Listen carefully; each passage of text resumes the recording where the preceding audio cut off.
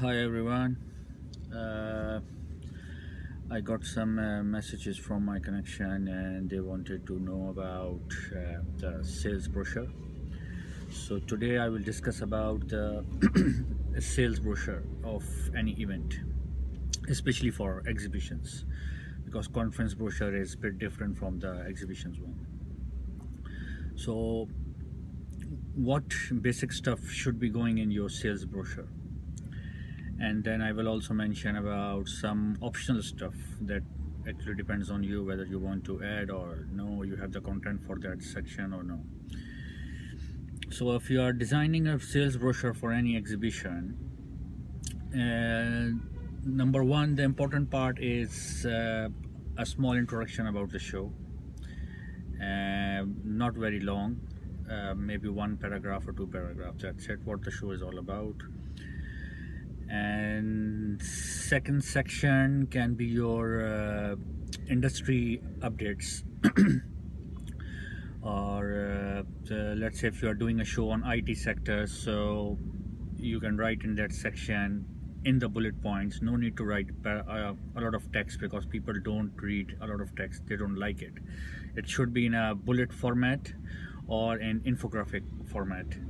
So you can just mention about let's say if you are working on the IT sector, that how big is the IT industry of your country, and how much export, how much import, what steps government are taking, how much budget the government is spending on that sector, stuff like that. So 4, 5, 6 bullet points or maybe infographics, because immediately people will if it's in bullet point or infographic, they can easily read it and then they know, okay, what the industry is all about.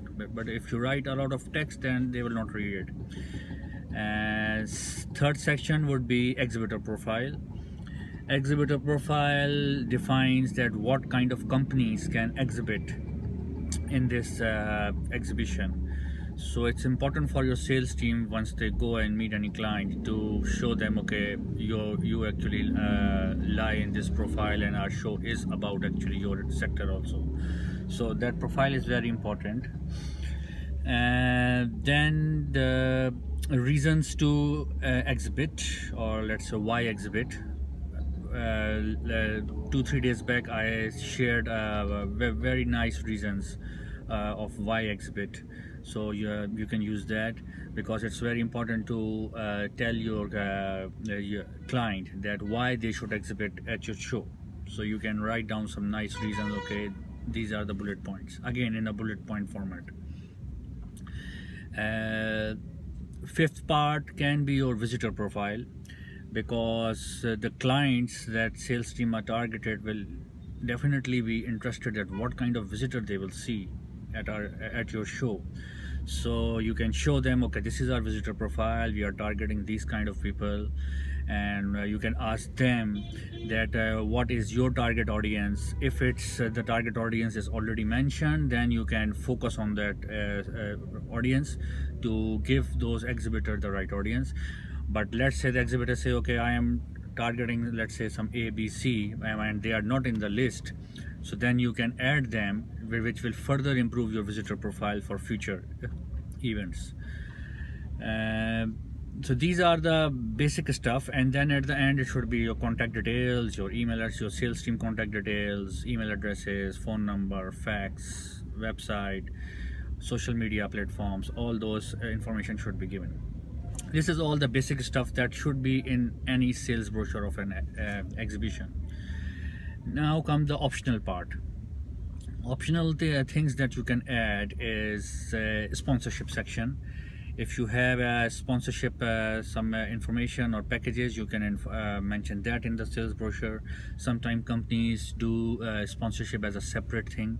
So it all actually depends that how you want to design your sales brochure. So that is optional part. The other part is marketing promotion. What marketing you will be doing for the show. So again, you can mention as an infographic that what you will be doing, because clients, your sales team will be asked by your clients that, okay, how what is your plan to promote the show. So then you can show them the visitor promotion part also. That is also possible to write in the sales brochure.